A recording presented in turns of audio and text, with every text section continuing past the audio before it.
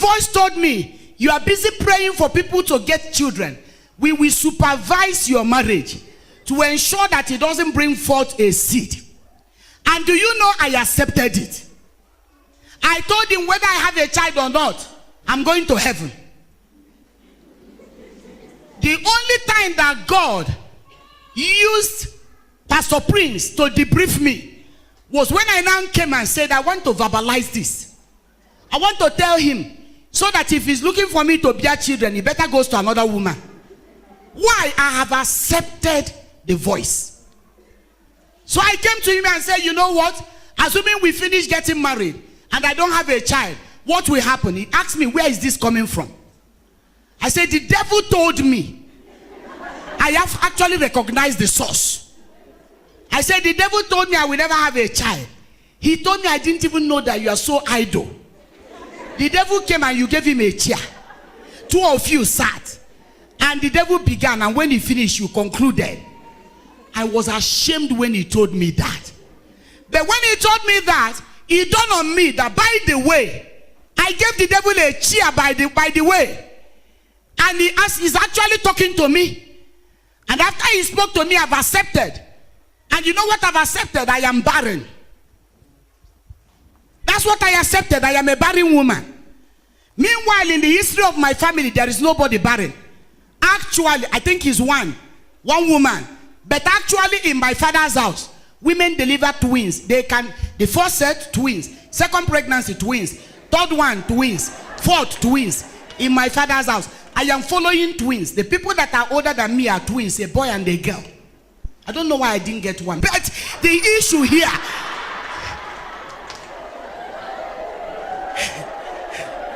yes, I desired. Not even twins only, triplets. The issue here is I accepted what the devil was telling me. Told me you are a barren woman. I said, okay, even if I'm barren, I'm going to heaven. You are seated here and you are hearing voices. Am I communicating to somebody? You are hearing voices. God told me you are hearing voices. And I want to silence those voices in this meeting. And one of the ways we will silence them is that when I'm speaking prophetically over your life as I preach, you better be intimidating what you have had before this service. You need someone to help you out. God used Pastor Prince to deliver me. And that was why as soon as we wedded, when we were in courtship, he asked me, when do you want our first child? I said, now.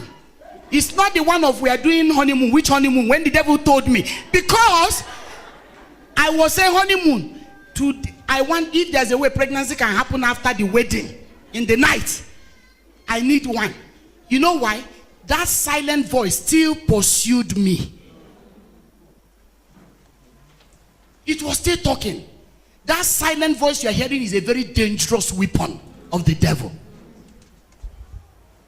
It tells you your child will die. He will even show you how the burial will look like. He tells you you can't make it. He tells you who said that when you get married you will have a child. When you have a fibroid.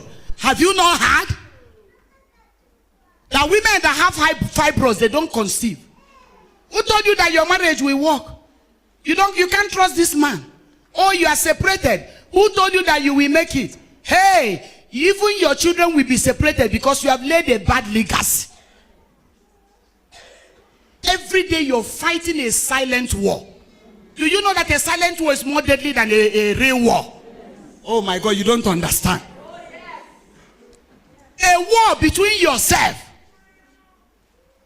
Most times they come from what we hear and what we experience and what we see. Everything the apostles were doing, remember, they were Christians, apostles. Rather than embrace Paul to say, my goodness, a murderer, you got saved. You are an apostle. Praise the Lord. What the Lord has done for us. They say, no, this man, we need to scrutinize his salvation. Everything they were doing was with one agenda.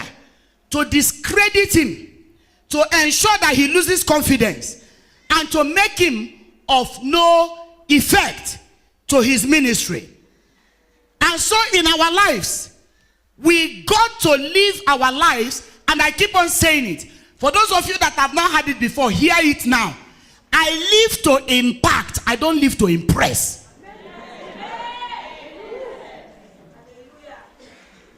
I have no business trying to impress you to like me. I'll be wasting my time. Because impression comes with a lot of gimmicks and hypocrisy. When I want to impress you, I don't really like you. But when you come here, I say, hey, mommy, hey, Sister Jane, how are you, ma? How are you, ma? God bless you, ma. It is well with you, ma. It is well. The Lord is in control. And you say, what a beautiful woman of God.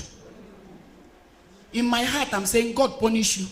As I'm saying, the Lord bless you, I'm saying, idiot, stupid. As I'm saying, it shall be well with you, I say, I'm waiting for your obituary. Why do all those gimmicks? Why do that drama to impress?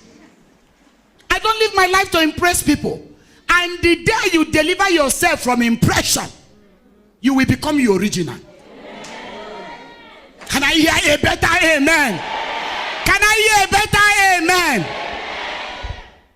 The day you say, I cannot live a fake life and deceive my own self. For he, the Son, has set free. He's free indeed. I need a life that makes me authentic and credible and original. So that whenever I see you, I don't begin drama and acting.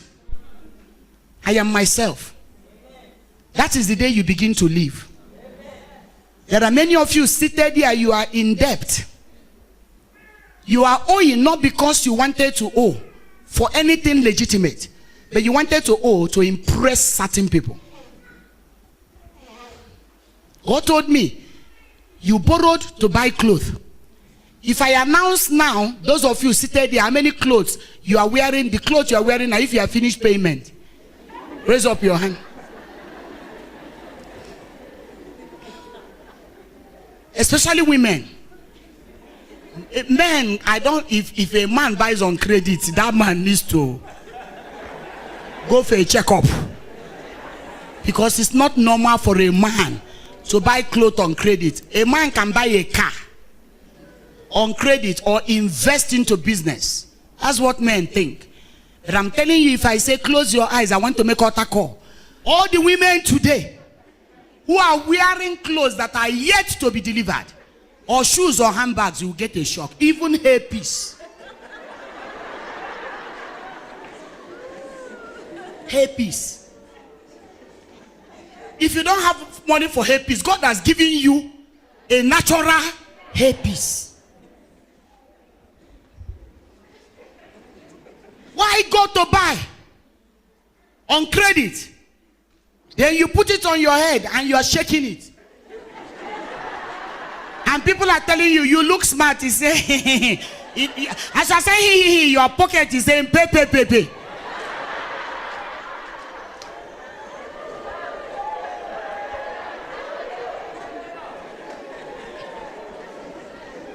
The problem is that you are living a fake life. That's not an original. God forbid that we never buy a cloth on credit. Never. When we came into this country and we couldn't even afford food, I told you how I used to sew one shoe. There is time for everything in life. Today I can distribute 20 shoes here and without feeling a pinch. Why? My time of shoe has come. Those years I didn't even, if I had it, I didn't even have anywhere to present it. Now God knows I can walk into a serious office. So I need to dress to be addressed. So you cannot look at me when you know that I am coming from somewhere. Yesterday I was in Mombasa. And we had government officials with us in the meeting. I need to dress up to represent the entire community of Solution Center. And Queen Esther's generation. But those years, where was I going? Gikomba Market. To buy cotton. To buy food. Buy one, get one free. Is that where I needed to wear this kind of suit to? Those years, no many clothes, no many shoes, but godliness with contentment was a great gain. The only headache Pastor Prince had was to build a little house in his father's compound. Because each time we go home, there was nowhere to sleep. Today you sleep in brother's house, tomorrow father, tomorrow the second wife, third wife that is on the way. You just go up and down. So that time, anything you tell him, forget it. You tell him, give me money for that. He said, I'm putting 1 block, every year 1 block. I looked at this man. I did not understand. But you know the truth of the matter. I can't live my life to receive a salutation that is not mine. When you see me, oh, I am living a big life, a very big life.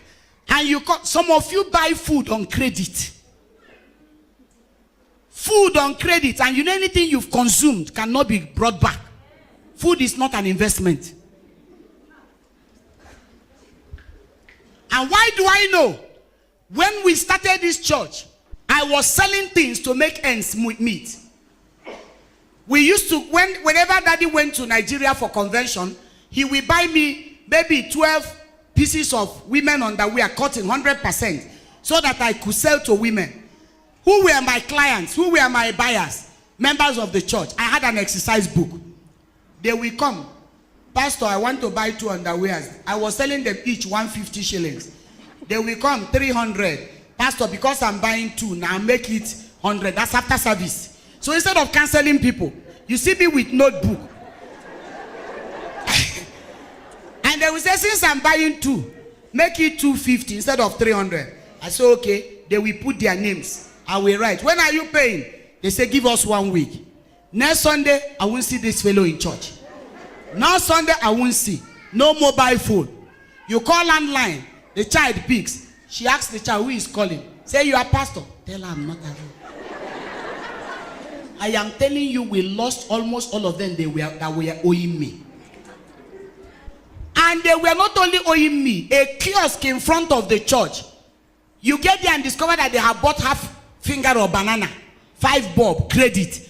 How does it look that your name is in an exercise book? In a kiosk. They will call your name, Judy So, 5 bob, on 10th of this. Next time you call, you say, I'll pay 3 bob. Balance, bring forward. For food.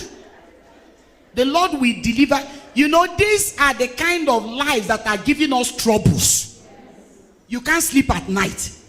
Then you say demons are pursuing you. It's not demons. Things are troubling your life. When you borrow for investment. When you borrow for something that will bring back. Learn the principle of I will never live my life to impress you. There are some of you, when we say make a vow, give an offering for building, you don't have anything. You don't have more work. There was one woman.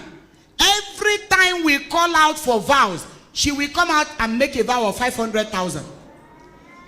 And when the people are counting it, ushers will be rejoicing. Hey, the pledge of today, we got 10 million. We will wait and wait, she will not pay. After a few months, another man of God shows up. If you do this for God, God will do for you. She's number 1. Until one day, Daddy called us. I want to see you, man. Come to my office. How many pledges have you made here? She said, how many have you paid? None. Why should someone come out to make a pledge to be prayed for? Do you know some people come out so that others don't say you are not giving? When they say come out, be coming out with confidence that if God gives you that money, you will deliver. Don't make a pledge to impress the pastor.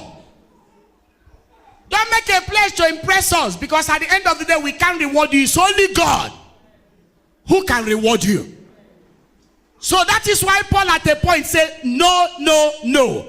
I am not living my life to impress people. This nonsense is too much. I've got a calling. I've got a purpose. I've got a destiny. I've got something to do in my life. Stop disturbing my life with all kinds of things around me. And he said, let nobody At all, at all. If you look at Galatians chapter 1 verse 1. Galatians 1:1 says, Paul an apostle, then look at the bracket. That will tell you there is a serious problem here. Why this thing is in bracket is that Paul is trying to make a statement. Paul an apostle, in bracket, not of men, neither by man, but by Jesus Christ, and God the Father, who raised him from the dead. You know what he's trying to say here? I did not get my apostleship